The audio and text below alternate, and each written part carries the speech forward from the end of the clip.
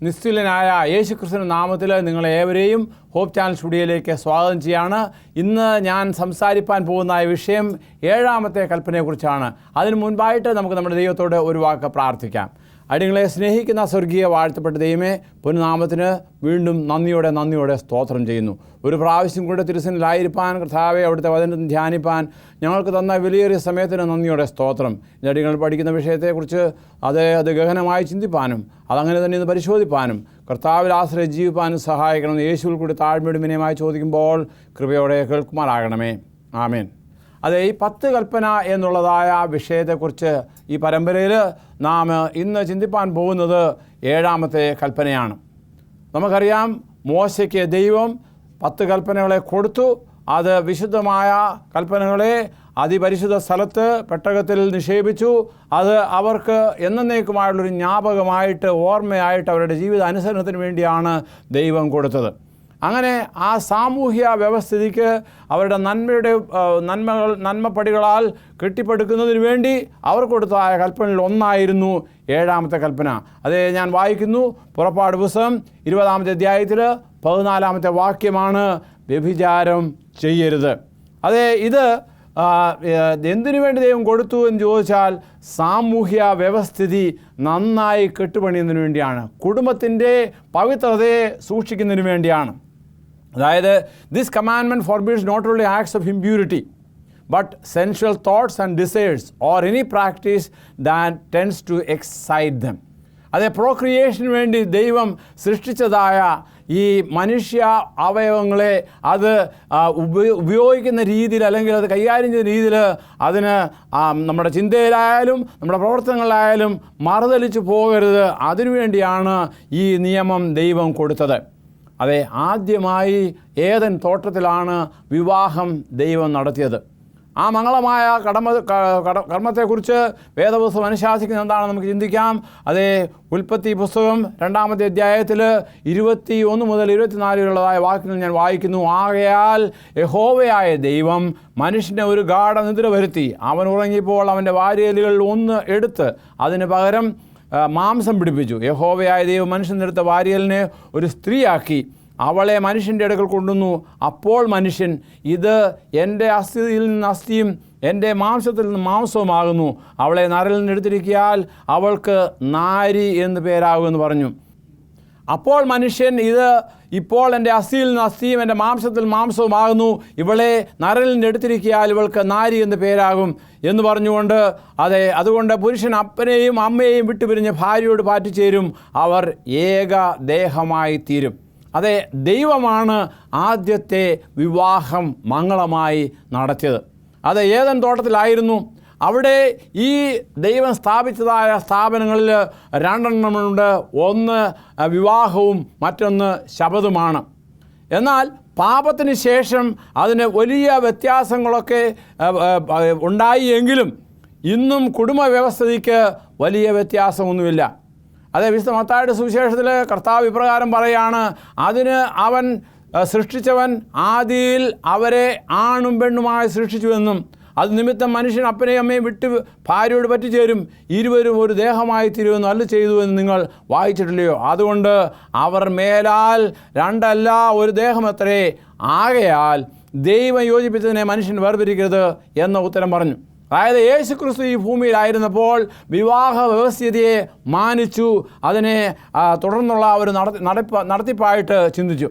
അപ്പോൾ ഇത് ഈ സാമൂഹ്യ വ്യവസ്ഥിതിക്ക് എന്തെങ്കിലും മാറ്റമുണ്ടായോ? ഇല്ല. എന്നാൽ അബ്രഹാമിൻ്റെ കാലത്ത് ഒരു പിഴവ് സംഭവിച്ചു. പിഴവെന്ന് പറയാൻ തക്കവണ്ണം തീർന്നത്, അതായത് അബ്രഹാമിന് മക്കളില്ലാതിരുന്ന സാഹചര്യത്തിൽ ആദ്യമായിട്ട് ദൈവമായിട്ടുള്ള സംഭാഷണത്തിൽ താൻ പറയുകയാണ്, എൻ്റെ ദാസനെ അതേ മകനായിട്ട് സ്വീകരിക്കണം, എലയാസർ എന്ന് പറയുന്ന ആ വിശ്വസ്തദാസനെ മകനായിട്ട് സ്വീകരിക്കണമെന്ന് ദൈവത്തോട് പറഞ്ഞു. എന്നാൽ ദൈവം പറഞ്ഞു, ഇല്ല, നിനക്ക് തന്നെ ഒരു മകൻ ഉണ്ടാകുമെന്ന് പറഞ്ഞു. പിന്നീട് തൻ്റെ ഭാര്യ സാറായി ഒരു നിർദ്ദേശം കൊണ്ടുവന്നു. അതായത് തൻ്റെ വേലക്കാരത്തിയോട് കൂടെ ശയിച്ച്, അതായത് ഒരു മകനുണ്ടാകുന്നതിന് വേണ്ടി. അങ്ങനെയുള്ള നടപടി അത് ദൈവഹിതമല്ലായിരുന്നു. അതുകൊണ്ട് എന്താണ് സംഭവിച്ചത്? അതായത് കുടുംബ വ്യവസ്ഥിതിയിൽ പ്രയാസമുണ്ടായി. നമുക്ക് വായിക്കാം, ഉൽപ്പത്തി പുസ്തകം 21 11-12 വാക്യങ്ങൾ ഞാൻ ഇപ്രകാരം വായിക്കുന്നു. തൻ്റെ മകൻ നിമിത്തം ഈ കാര്യം അബ്രഹാമിന് അനിഷ്ടമായി. എന്നാൽ ദൈവം അബ്രഹാമിനോട്, ബാലൻ നിമിത്തവും ദാസിയുടെ നിമിത്തവും നിനക്ക് അനിഷ്ടം തോന്നരുത്. സാറാ നിന്നോട് പറഞ്ഞതിലൊക്കെയും അവളുടെ വാക്ക് കേൾക്കുക. ഇസ്ഹാക്കിൽ നിന്നുള്ളവരല്ലോ നിന്റെ സാക്ഷാൽ സന്തതി എന്ന് വിളിക്കപ്പെടുന്നത്. അപ്പോൾ ദൈവം താൻ ചെയ്തതിനെ മാനിച്ചു. അതെ, അതിൻ്റേതായ ദൂഷ്യഫലങ്ങൾ ഉണ്ടായി എങ്കിലും ദൈവം അതിനെ മാനിച്ചു എന്ന് നാം വായിക്കുന്നുണ്ട്. എന്നാൽ അത് വിവാഹ വ്യവസ്ഥിതി, അത് കുടുംബങ്ങളെ ഒന്നിച്ച് ചേർക്കുന്നതിന് വേണ്ടിയുള്ളൊരു വ്യവസ്ഥിതിയാണ്. അതിനെക്കുറിച്ച് അപ്പോസ്തലനായ പൗലോസ് പറയുന്നത് റോമാലേഖനം 7-ാമത്തെ അധ്യായത്തിൽ 2-ാമത്തെ വാക്യത്തിൽ പറയുന്നത്, ഭർത്താവുള്ള സ്ത്രീ ജീവിച്ചിരിക്കുന്ന ഭർത്താവിനോട് ന്യായപ്രമാണത്താൽ ബന്ധിക്കപ്പെട്ടിരിക്കുന്നു. ഭർത്താവ് മരിച്ചാൽ അവൾ ഭർത്തൃ ന്യായപ്രമാണത്തിൽ നിന്നും ഒഴിവുള്ളവളായി. അതുപോലെ തന്നെ കൊരിന്ത്യർ ലേഖനത്തിൽ പറയുന്നുണ്ട്, ഭർത്താവ് ജീവിച്ചിരിക്കുന്ന കാലത്തോളം സ്ത്രീ ബന്ധിക്കപ്പെട്ടിരിക്കുന്നു. ഭർത്താവ് മരിച്ചു പോയാൽ തനിക്ക് മനസ്സുള്ളവരുമായി വിവാഹം കഴിയുവാൻ സ്വാതന്ത്ര്യമുണ്ട്. കർത്താവിൽ വിശ്വസിക്കുന്നതിനുമായി മാത്രമേ ആകാവൂ എന്നിങ്ങനെ പറയുന്നുണ്ട്. അപ്പോൾ കുടുംബത്തിൻ്റെ വ്യവസ്ഥിതിയെ കരുതുന്നതിന് വേണ്ടി, അത് കെട്ടിപ്പടുക്കുന്നതിന് വേണ്ടി, അതിനുവേണ്ടിയാണ് ദൈവം ഈ 7-ാമത്തെ കൽപ്പന കൊടുത്തത്. Family is the closest, the most tender and the Sacred of any on earth. അപ്പോൾ കുടുംബ വ്യവസ്ഥ എന്ന് പറയുന്നത് അത് ഈ ഭൗമിക ലോകത്തിലെ വളരെ പ്രാധാന്യമേറിയതായ ഒരു കാര്യമാണ്.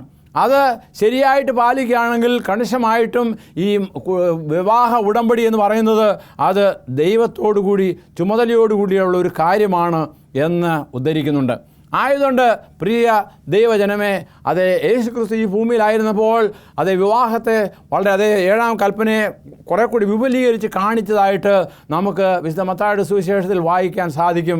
വിശുദ്ധ മത്തായിയുടെ സുവിശേഷം 27-28 വാക്യങ്ങൾ ഞാൻ വായിക്കുന്നു. 5-27-28. വ്യഭിചാരം ചെയ്യരുത്, നല്ല ചെയ്ത് നിങ്ങൾ കേട്ടിട്ടുണ്ടല്ലോ. ഞാനോ നിങ്ങളോട് പറയുന്നത്, സ്ത്രീയെ മോഹിക്കേണ്ടതിന് അവളെ നോക്കുന്നവൻ എല്ലാം ഹൃദയം കൊണ്ട് അവളോട് വ്യഭിചാരം ചെയ്തു പോയി.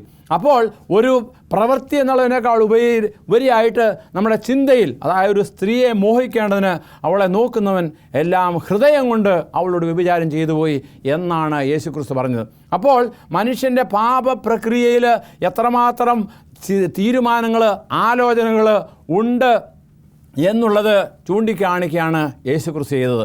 വീണ്ടും മത്തായിയുടെ സുവിശേഷം 5:32 ഞാൻ വായിക്കുന്നു, ഞാനോ നിങ്ങളോട് പറയുന്നത് പരസംഗം ഹേതുവായിട്ടല്ലാതെ ഭാര്യ ഉപേക്ഷിക്കുന്നവനെല്ലാം അവളെ കൊണ്ട് വ്യഭിചാരം ചെയ്യിക്കുന്നു. ഉപേക്ഷിച്ചവളെ ആരെങ്കിലും വിവാഹം കഴിച്ചാൽ വിചാരിക്കുന്നു. അപ്പോൾ ആ 2 തരത്തിലും വ്യഭിചാരത്തിൻ്റെതായ സംഗതി അവിടെ ഉണ്ട്. വീണ്ടും 19:9 പറയുന്നത്, ഞാനോ നിങ്ങളോട് പറയുന്നത് പരസംഗം നിമിത്തമല്ലാതെ ഭാര്യ ഉപേക്ഷിച്ച് മറ്റൊരു വിവാഹം കഴിക്കുന്നവൻ വ്യഭിചാരം ചെയ്യുന്നു, ഉപേക്ഷിക്കപ്പെട്ടുള്ള വിവാഹം കഴിക്കുന്നവൻ വ്യഭിചാരം ചെയ്യുന്നു. അപ്പോൾ അത് എടുത്തെടുത്ത് പറയുന്നതായ സാഹചര്യം നമുക്കിവിടെ കാണുവാൻ കൊണ്ട് സാധിക്കും. കാരണം വിവാഹം ദൈവം ഏദൻ തോട്ടത്തിൽ തുടങ്ങിയതാണ്. അതിനെ മറിക്കുവാൻ അല്ലെങ്കിൽ പിരിക്കുവാൻ തക്കവണ്ണം ദൈവം ആഗ്രഹിക്കുന്നില്ല. എന്നാൽ അത്രമാത്രം തീർത്ത്, അല്ലെങ്കിൽ പ്രത്യേകിച്ച് പറയുമ്പോൾ നിങ്ങൾ കഠിന ഹൃദയമുള്ളവരെ കൊണ്ടാണ് ഇങ്ങനെ ചെയ്യുന്നത്. ദൈവം ഏദൻ തോട്ടത്തിൽ അത് എന്നേക്കുമായിട്ട് സ്ഥാപിച്ചതായ ഒരു സ്ഥാപനമാണ്. എന്നാൽ യേശുക്രിസ്തു പറഞ്ഞു, ഇത് ചിലപ്പോൾ വിവാഹ ബന്ധങ്ങൾ ഒഴിയുവാൻ തക്കമുള്ളതായ സാഹചര്യങ്ങളെക്കുറിച്ച് അത് ഈ തരത്തിൽ ചെയ്യാം എന്നാണ് ദൈവം പറയുന്നത്. എന്നാൽ അത് മനുഷ്യൻ്റെ ഹൃദയ കാഠിന്യം കൊണ്ടാണ് ഇതൊക്കെയും സംഭവിക്കുന്നത്. അത് നമുക്കറിയാം, വിവാഹബന്ധം വേർപെടുത്തുന്ന ഒരു പ്രവണത ഇന്ന് സമൂഹത്തിൻ്റെ ഇടയിൽ പരക്കെ വളർന്നുകൊണ്ടിരിക്കുകയാണ്.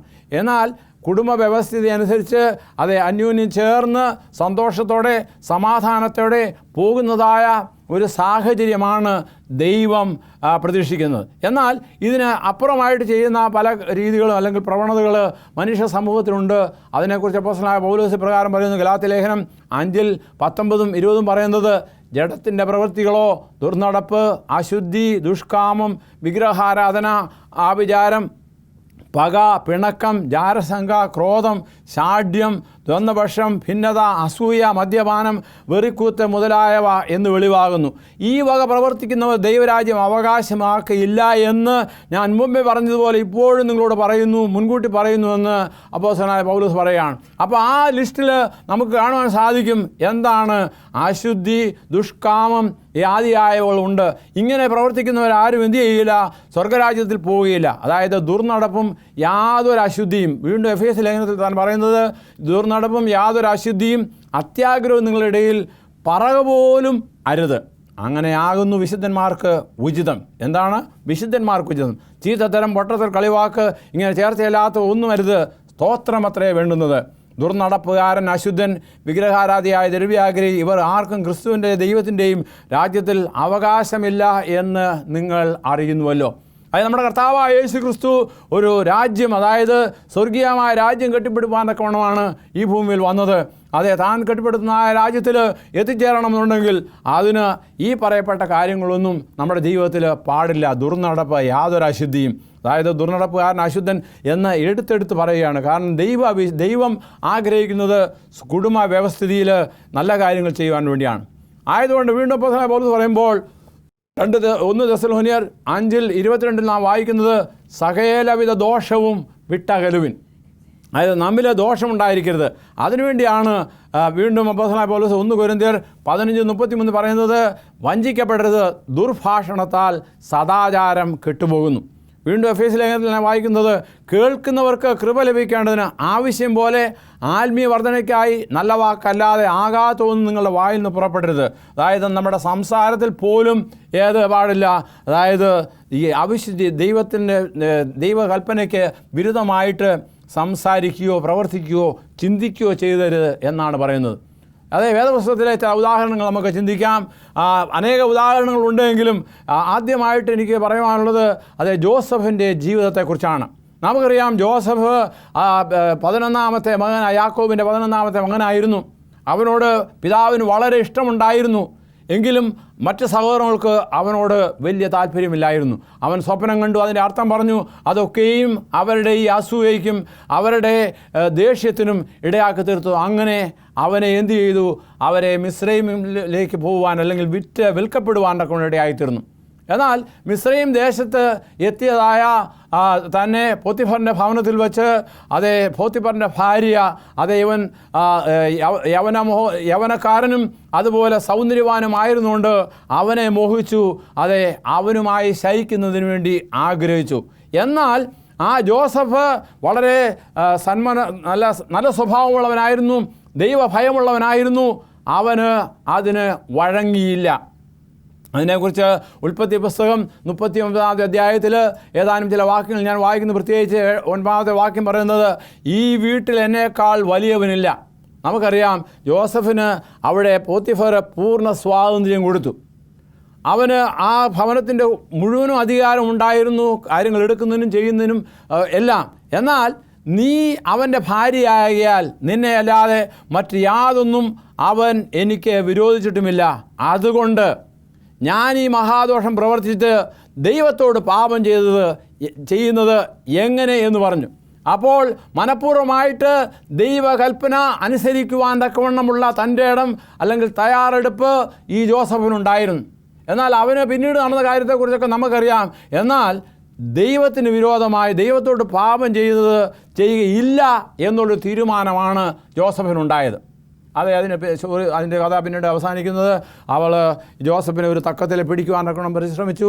അവൻ അവിടെ വിട്ട് ഓടിപ്പോയി. പിന്നെ അവൻ കാരാഗൃഹത്തിൽ പോകേണ്ടി വന്നു. എന്നാൽ അവിടെയും ദൈവം അവനെ തുണച്ചു. അവൻ അതിന് ശേഷം അതേ മിസ്രൈമിൻ്റെ പ്രധാനമന്ത്രിയായി തീരുവാനൊക്കെ ഇടയായി തീർന്നു. അതെ, ദൈവം അവനെ കൈവിട്ടില്ല. കാരണം അവന് ഈ കുടുംബ വ്യവസ്ഥിതിക്ക് ഒരു മാതൃകയുള്ള വ്യക്തിയായിരുന്നു. എന്നാൽ നേരെ മറിച്ച് വേറൊരു കഥ ഞാനിപ്പോൾ ഓർത്തു പോകുന്നത് ദാവീദ് രാജാവിന് സംഭവിച്ചതായ, അല്ലെ ദാവീദ് രാജാവ് ചെയ്ത പാപത്തെക്കുറിച്ചാണ്. അത് രേഖപ്പെടുത്തിയിരിക്കുന്നത് 2 ശമൂവേലിൻ്റെ പുസ്തകം 11 1 മുതൽ വായിക്കുകയും അതുപോലെ 12 6 7 വാക്യങ്ങളൊക്കെയും ഇതിനെക്കുറിച്ച് പറയുകയാണ്. എന്നാൽ താനീ ചെയ്ത, അതായത് നമുക്കറിയാം സംഭവം ഇതാണ്. ദാവീദ് രാജാവ് യുദ്ധസമയത്ത് എല്ലാവരും യുദ്ധത്തിന് പോയ സാഹചര്യത്തിൽ താൻ തൻ്റെ മാളിക മുകളിൽ നിന്ന് ഇങ്ങനെ വീക്ഷിച്ചുകൊണ്ടിരിക്കുകയായിരുന്നു. അത് ഉയർന്ന മാളികയിൽ താഴെയുള്ള വ്യക്തികളെ കാണുവാനൊക്കെ സാധിച്ചു. ആ അവസരത്തിൽ ഒരു സ്ത്രീ കുളിക്കുന്നതായ കാര്യം കണ്ടു. അതെ, അവൾ വളരെ സൗന്ദര്യമുള്ളവളായിരുന്നു. അവളെ ആകർഷിക്കപ്പെട്ടു. അങ്ങനെ അവളെ കൂട്ടിക്കൊണ്ടുവന്നു. അതെ, അവളുമായി ബന്ധം പുലർത്തി. അതിൻ്റെ നടപടിയായിട്ട് എന്ത് ചെയ്തു? ഒരു ശിശു ഉണ്ടായി. എന്നാൽ അതിനുള്ള നടപടി അനുസരിച്ച് ഈ സ്ത്രീയുടെ ഭർത്താവിനെ, ഊരിയാവിനെ കൊല്ലുവാൻ തക്കമുള്ള കൽപ്പന ഇടുന്നു. അങ്ങനെ ഈ സ്ത്രീയോടുള്ള അടുപ്പം അവനെ പാപത്തിലേക്ക് വഴിതെളിക്കുന്നതായിട്ട് നമുക്ക് കാണുവാൻ സാധിക്കും. എന്നാൽ ആ ദാവീദിനെ തിരുത്തുവാൻ വേണ്ടി ദൈവം ഒരു പ്രവാചകനെ, നാഥാൻ പ്രവാചകനെ അയക്കുന്ന കാര്യത്തെക്കുറിച്ച് ഇവിടെ പറയുന്നു. അപ്പോൾ ദാവീദിൻ്റെ കോപം ആ മനുഷ്യൻ്റെ നേരെ ഏറ്റവും ജ്വലിച്ചു.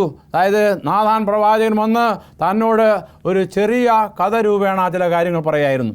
അതായത് ഒരു ധനവാൻ ഉണ്ടായിരുന്നു, ഒരു പാവപ്പെട്ടവൻ ഉണ്ടായിരുന്നു. ധനവാന് അനേകം ആടുകളുണ്ടായിരുന്നു. എന്നാൽ ഈ പാവപ്പെട്ടവനാകട്ടെ ഒരു ആട് മാത്രമേ ഉള്ളായിരുന്നു. ഏതാണ്ട് ഒരു സന്ദർശകർ തൻ്റെ ഭവനത്തിൽ വന്നപ്പോൾ ഈ ധനികനായ മനുഷ്യൻ നോക്കിയപ്പോൾ ഈ സാധുവായ മനുഷ്യൻ്റെ ആട് വളരെ കൊഴുത്തതും നല്ലപോലെ പോറ്റി പുലർത്തിയതുമാണ്. അതിനെ പിടിച്ച് കൊന്ന് തൻ്റെ വീട്ടിൽ വന്ന വിരുന്നുകാർ കൊടുക്കുവാൻ വേണ്ടി ഭക്ഷണമൊരുക്കിയതായ ഒരു കഥയായിരുന്നു പറഞ്ഞത്. അപ്പോൾ ഈ മനുഷ്യൻ ചെയ്തത് ശരിയാണോ എന്ന് ചോദിക്കുമ്പോൾ അത് ശരിയില്ലാത്തത് കൊണ്ട് ദാവീദിന് കോപം ആ മനുഷ്യൻ്റെ നേരെ ഏറ്റവും ജ്വലിച്ചു. അവൻ നാഥാനോട് യഹോവയാണെങ്കിൽ ഇത് ചെയ്തവൻ മരണയോഗ്യൻ. അപ്പോൾ നാഥാൻ പറയുകയാണ്, ദാവീദിനോട് പറഞ്ഞത്, ആ മനുഷ്യൻ നീ തന്നെ.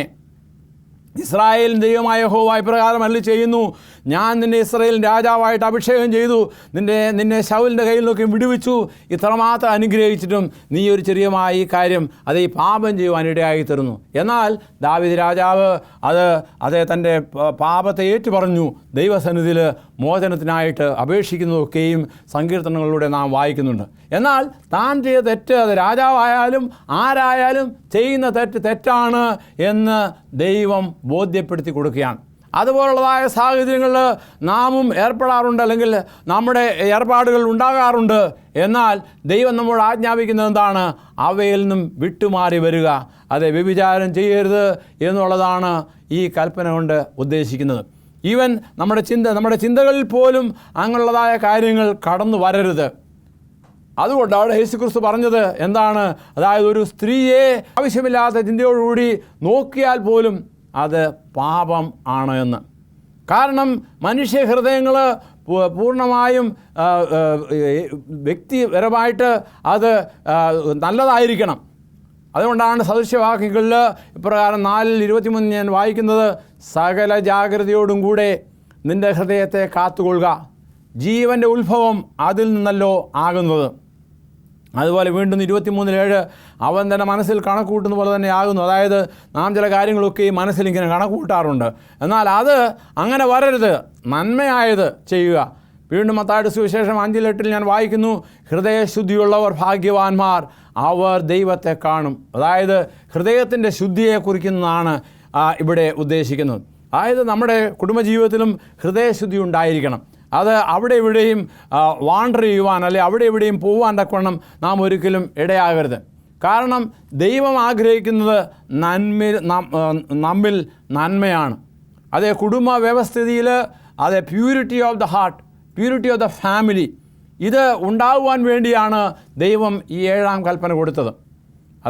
എന്നെ കേൾക്കുന്ന എൻ്റെ ദൈവജനമേ, നാം ഇതൊക്കെയും മനസ്സിലാക്കുമ്പോൾ ദൈവം എന്താഗ്രഹിക്കുന്നു?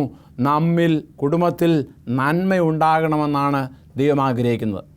ആയതുകൊണ്ട് പാപ വഴികളിൽ നിന്ന് വിട്ട് നാം ദൈവ വഴികളിലേക്ക് പോകേണ്ട ആവശ്യമുണ്ട്. അതുകൊണ്ടാണ് നമ്മുടെ ഹൃദയത്തെ, ജീവൻ്റെ ഉത്ഭവം അതിൽ നിന്നല്ലോ ആകുന്നത്, അതുകൊണ്ട് ഹൃദയത്തെ സൂക്ഷിക്കേണ്ടത്. ഹൃദയശുദ്ധിയുള്ളവർ ഭാഗ്യവാന്മാർ, അവർ ദൈവത്തെ കാണുമെന്ന് പറയുന്നത്. അപ്പോൾ നമ്മുടെ ജീവിതത്തിൽ ഹൃദയശുദ്ധി ഉണ്ടാകണം. അത് കുടുംബത്തിൽ നിലനിൽക്കണം. കുടുംബ പാരമ്പര്യം തുടർന്നുകൊണ്ടേയിരിക്കണം. ദൈവം ആഗ്രഹിക്കുന്ന കാര്യമാണ്. പാപത്തിന് അനന്തരത്താൽ ദൈവം ചെയ്തതായ കുടുംബ വ്യവസ്ഥയ്ക്ക് പല മാറ്റങ്ങളും ഉണ്ടായി. നമുക്കറിയാം, ഈ ഭൂമിയിൽ അനവധിയായ കാര്യങ്ങൾ, വളരെ ആകർഷകരമായ കാര്യങ്ങളുണ്ട്. പ്രത്യേകിച്ച് ഇന്നത്തെ വ്യവസ്ഥിതിയിൽ പോർണോഗ്രഫി, അല്ലെങ്കിൽ TV-യിൽ കാണുന്നതായ കാഴ്ചകൾ, പുസ്തകങ്ങളാകട്ടെ, മാസികളാകട്ടെ, ഇൻ്റർനെറ്റിലൂടെ ആണെങ്കിലും പലതും നമുക്ക് ആകർഷകമായ കാര്യങ്ങൾ പലതുമുണ്ട്. എന്നാൽ അവയിൽ ഒക്കെയും ആകർഷകമായി പെട്ട് ദൈവ വഴികളിൽ നിന്നും നഷ്ടപ്പെട്ടു പോകുവാൻ തക്കവണ്ണം ഇടയുണ്ട്. അതുകൊണ്ടാണ് ഈ ദൈവത്തിൻ്റെ കൽപ്പനയുടെ പ്രാധാന്യം നാം അറിഞ്ഞിരിക്കുകയും അതിൻ പ്രകാരം ജീവിക്കുകയും ചെയ്യേണ്ടത്. അപ്പോസ്തലനായ പൗലോസ് പറയുമ്പോൾ, ഒടുവിൽ സഹോദരന്മാരെ, സത്യമായതൊക്കെയും ഘനമായതൊക്കെയും നീതിയായതൊക്കെയും നിർമ്മലമായതൊക്കെയും രമ്യമായതൊക്കെയും സൽകീർത്തിയായതൊക്കെയും സൽഗുണമോ പുകഴ്ചയോ അതൊക്കെയും ചിന്തിച്ചു കൊള്ളുവീൻ. ഇന്നത്തെ കാലത്ത് നമുക്കറിയാം, അതായത് വ്യാപാര ചരക്കുകളായിട്ട് അല്ലെങ്കിൽ വസ്തുതയായി മാറിയിരിക്കുകയാണ് എന്ത് വ്യഭിചാരം എന്ന് പറയുന്നത്. കാശ് കൊടുത്താൽ നമുക്ക് എന്ത് സാധിക്കാം. ചില ദേശത്തെ ചില തെരുവുകളിലൊക്കെയും അതിന് സൗകര്യങ്ങളുണ്ട്. എന്നാൽ ഇതിൻ്റെയൊക്കെയും അന്ത്യം എന്താണ്? അതിൻ്റെ അന്ത്യം മറ്റൊന്നുമല്ല, പലതരത്തിലുള്ളതായ രോഗങ്ങൾ പിടിക്കുക എന്നുള്ളതാണ്. അതേ മെഡിക്കൽ വേൾഡ് തന്നെയും പറയുന്നത് ഇന്ന് നടക്കുന്നതായ ചില പ്രയാസങ്ങളുടെ കുഴപ്പം എന്താണ്? അത് മറ്റൊന്നും കൊണ്ടല്ല, അതായത് അതായത് ദൈവം ചെയ്തിരിക്കുന്ന വ്യവസ്ഥാവിധിക്ക് വിരുദ്ധമായിട്ട് അന്യ സ്ത്രീകളുമായുള്ള പരസംഗമാണ് പലപ്പോഴും രോഗങ്ങൾ ഉണ്ടാകുവാൻ തക്കവണ്ണം ഇടയായി തീർന്നത്.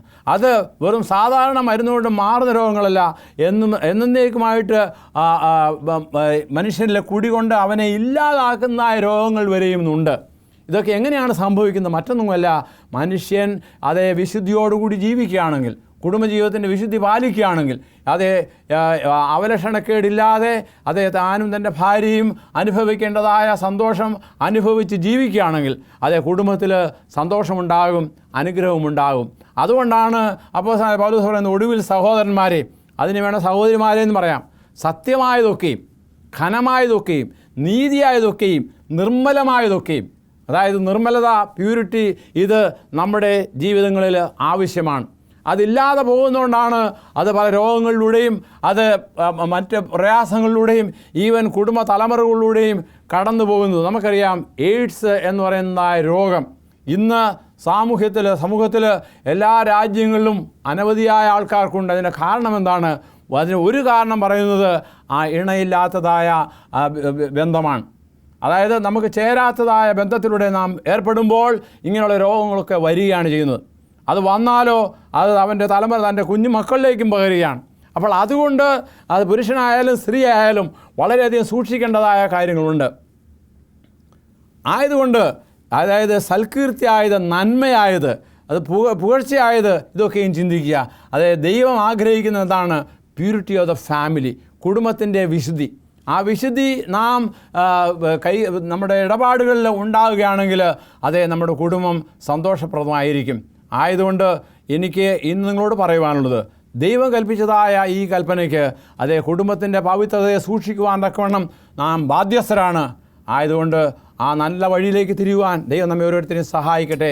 നമുക്ക് നമ്മുടെ ദൈവത്തോട് പ്രാർത്ഥിക്കാം. ഞങ്ങളെ സ്നേഹിക്കുന്ന സ്വർഗീയ വാഴ്ത്തപ്പെട്ട ദൈവമേ, ഒരു പ്രാവശ്യം കൂടി അവിടുത്തെ സന്നിധിയിലായിരുന്നുകൊണ്ട് അവിടുത്തെ വചനത്തിൽ ഞങ്ങൾക്ക് നൽകിയിരിക്കുന്നതായ കൽപ്പനകളെക്കുറിച്ച് പഠിപ്പാൻ തന്ന ഈ സമയത്തിന് നന്ദിയോടെ സ്തോത്രം. അത് കേട്ട് മനസ്സിലാക്കുക മാത്രമല്ല, ജീവിതത്തിൽ പ്രാവർത്തികമായി കാണുവാനും അങ്ങനെ കുടുംബത്തിൻ്റെ പവിത്രത സൂക്ഷിപ്പാനും അടിയങ്ങളെയും എൻ്റെ കേൾവി പരിധിയിലുള്ള എല്ലാവരെയും അനുഗ്രഹിക്കുമാറാകണമേ. അടിയങ്ങളുടെ പ്രാർത്ഥന കേട്ടുകൊണ്ട് നന്ദിയോടെ സ്തോത്രം. സകല യേശുവിൽ കൂടി താഴ്മയും വിനയമായി ചോദിക്കുമ്പോൾ കൃപയോടെ കേൾക്കുമാറാകണമേ. ആമേൻ.